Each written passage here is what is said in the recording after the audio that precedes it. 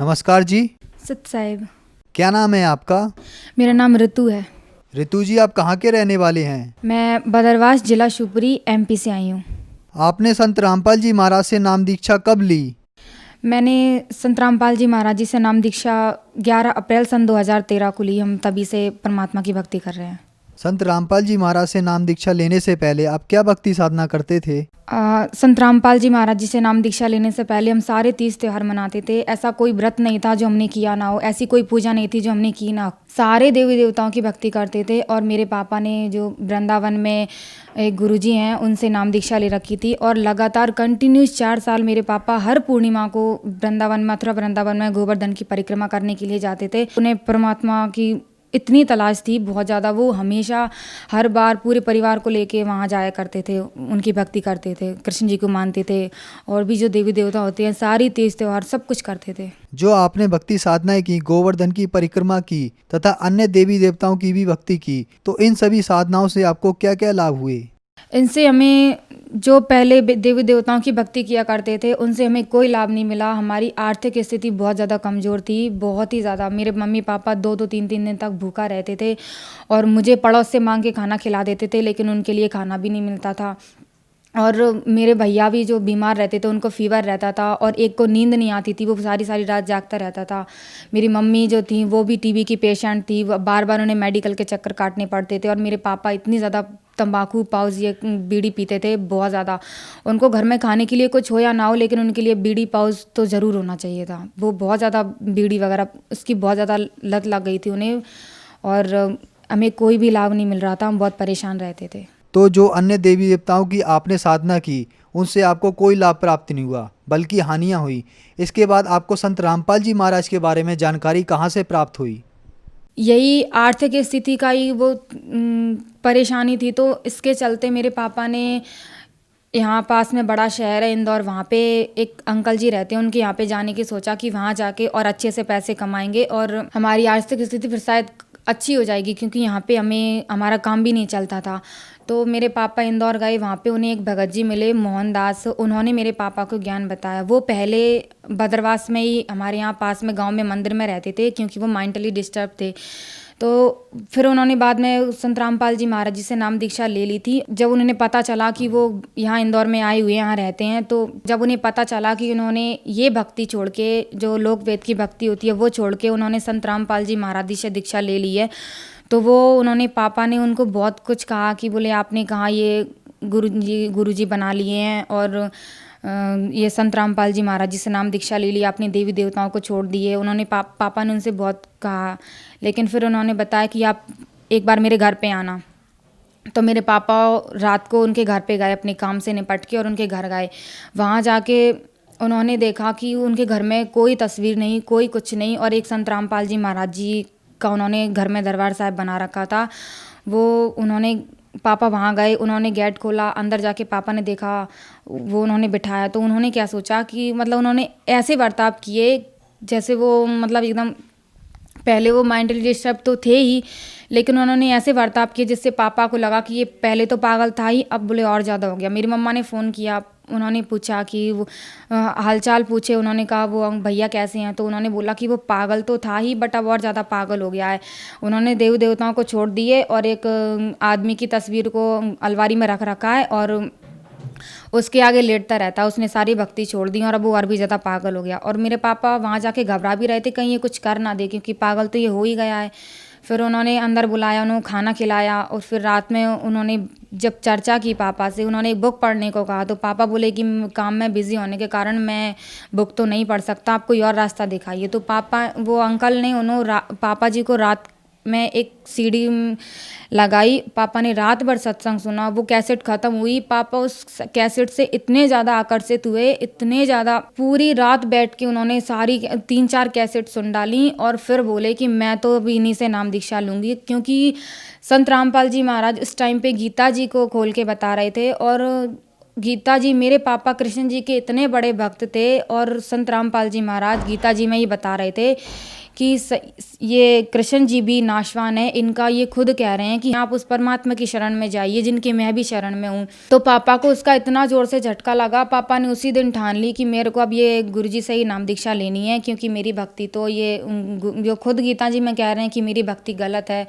तो मैं कैसे, अब मैं नहीं करूँगा ये भक्ति। और उन्होंने फिर वो घर आए, उन्होंने घर पे हम सबको ज्ञान बताया, परमात्मा की सीढ़ी हमें भी बताई, फिर हमने भी जाना। और तो उसके बाद 8 जनवरी सन 2013 को मेरे पापा ने नाम दीक्षा ली। फिर उसके बाद मेरी ऑल फैमिली जो है उसने नाम दीक्षा ली। सन 11 अप्रैल 2013 को मैंने नाम दीक्षा ली और ऐसे करके हम परमात्मा की शरण में आए। आपने बताया कि आपने 2013 में संत रामपाल जी महाराज से नाम दीक्षा ली और 2014 में संत रामपाल जी जब जेल में गए तो मीडिया में बताया गया कि संत रामपाल जी के यहाँ से नाम दीक्षा लेने के लिए पैसे लिए जाते थे। तो आपसे वहाँ नाम दीक्षा के लिए कितने पैसे लिए गए?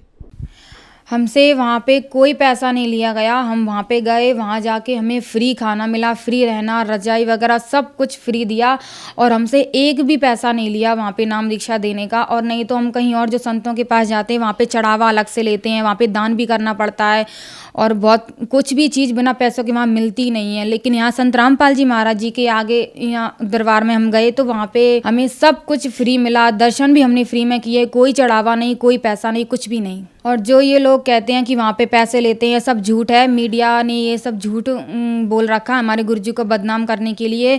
उन्होंने ये सारी बातें झूठी कही हैं कि ये जो पैसे लेते हैं, बट वहाँ पे कोई पैसे नहीं लेते, ये लोगों का भ्रम है। वो लोग इसलिए बोलते हैं कि कोई संत रामपाल जी महाराज जी से नाम दीक्षा ना ले पाए, इसीलिए वो मीडिया में पैसे लेकर झूठ बोलते हैं। संत रामपाल जी महाराज से नाम दीक्षा लेने के बाद आपको क्या लाभ प्राप्त हुए? संत रामपाल जी महाराज जी से नाम दीक्षा लेने के बाद हमें बहुत सारे लाभ मिले। सबसे पहले तो हमें परमात्मा का मार्ग मिला, सद्भक्ति मिली। बंदी छोड़ सतगुरु रामपाल जी महाराज जी की शरण में आने के बाद बहुत सारे लाभ मिले। मेरा भैया है, उसको रात को नींद नहीं आती थी। संत रामपाल जी महाराज जी की शरण में आने के बाद अब वो आराम से सोता है, उसे कोई प्रॉब्लम नहीं है। मेरा एक छोटा भाई है, वो 4 साल का था। संत रामपाल जी महाराज जी से नाम दीक्षा लेने से पहले वो बहुत बीमार रहा करता था, उसको बहुत ज़्यादा फीवर आया करता था, लेकिन अब वो बिल्कुल ठीक है। संत रामपाल जी महाराज जी की शरण में आने के बाद वो अब बिल्कुल उसको फीवर नहीं आता। मेरी मम्मी भी टीबी की पेशेंट थी, जिसके चलते उन्हें बार बार मेडिकल्स के चक्कर काटने पड़ते थे।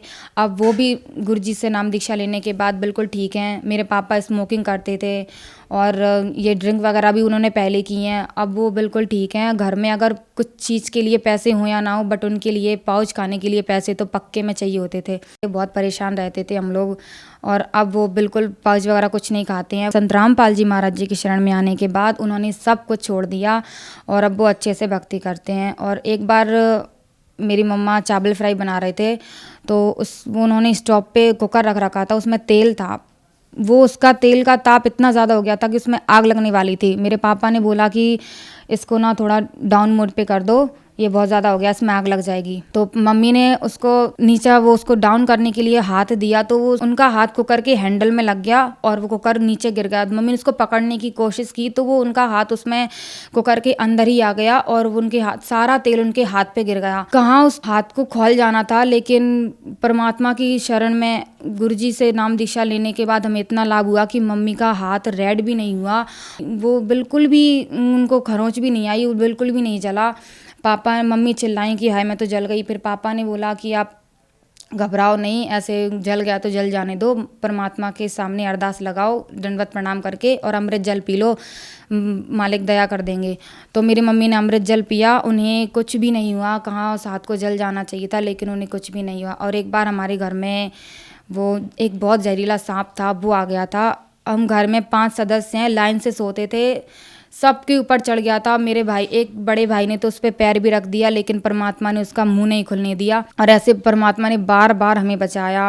अब आज भी अगर घर में भगत लोग आते हैं, अगर आटा भी खत्म हो जाता है तो परमात्मा कैसे टंकी में बढ़ा देते हैं पता नहीं चलता, कैसे हमें पैसे मिल जाते हैं कोई पता नहीं चलता।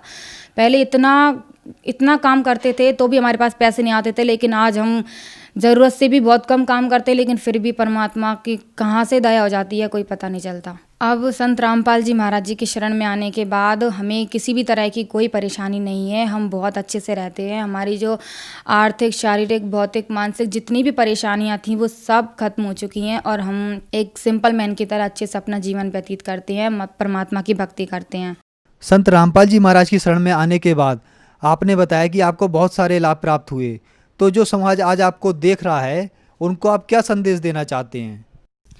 मैं तो उस भगत समाज को, साधक समाज को, जो कि आज मंदिर मस्जिदों में ठोकरें खाते फिरते हैं, मैं उनको यही कहना चाहूँगी कि वो जल्द से जल्द मालिक की शरण में आएँ, क्योंकि ये संत रामपाल जी महाराज जी जो भक्ति बताते हैं बस यही कंप्लीट है। और आप कहीं भी जाओगे वो भक्ति वहाँ पे कंप्लीट नहीं बताते, उनसे आपको कोई लाभ नहीं होने वाला है। यहाँ संत रामपाल जी महाराज जी की शरण में आने के बाद आपको सभी तरह के लाभ मिलेंगे अपना, और सबसे बड़ा लाभ तो मोक्ष का मार्ग मिलेगा, जिसके लिए हमारी जो साधु संतों ने जो प्राचीन में चले गए हैं वो उन्होंने वर्षों तक तपस्या करके भी उन्हें जो चीज़ नहीं मिली वो यहाँ संत रामपाल जी महाराज जी की शरण में आने के बाद मिलेगी।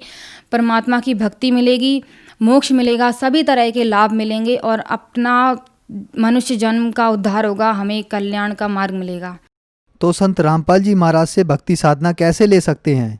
संत रामपाल जी महाराज जी के आज कई चैनलों पे सत्संग आते हैं, उनके नीचे जो पीली पट्टी लाइन भी आती है उस पर कई सारे कॉन्टैक्ट नंबर भी दिए होते हैं, आप उन पे कॉन्टैक्ट कर सकते हैं और संत रामपाल जी महाराज जी से नाम दीक्षा लेने का पूछ सकते हैं। वहाँ पे भगत आपको नज़दीक नामदान सेंटर बता देंगे, वहाँ पे जाके आप नाम दीक्षा ले सकते हैं और अपना कल्याण करवा सकते हैं, क्योंकि परमात्मा बंदी छोड़ सतगुरु रामपाल जी महाराज बताते हैं कि ये जो मनुष्य का शरीर मिला है ये बहुत अनमोल है और इस मनुष्य जन्म में रह के हमें सिर्फ भक्ति करनी चाहिए, कुछ ही नहीं करना चाहिए।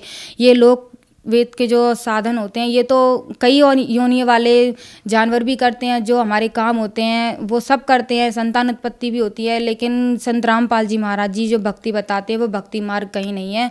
ये मनुष्य जन्म सिर्फ भक्ति के लिए मिला है। मीराबाई जी भी कहती हैं कि भजमन चरण कमल अविनाशी, उस तू परमात्मा की शरण में, उसका नाम जप, उससे तेरा कल्याण होगा और ये संसारिक मोह माया को त्याग दे। धन्यवाद जी। सत साहिब।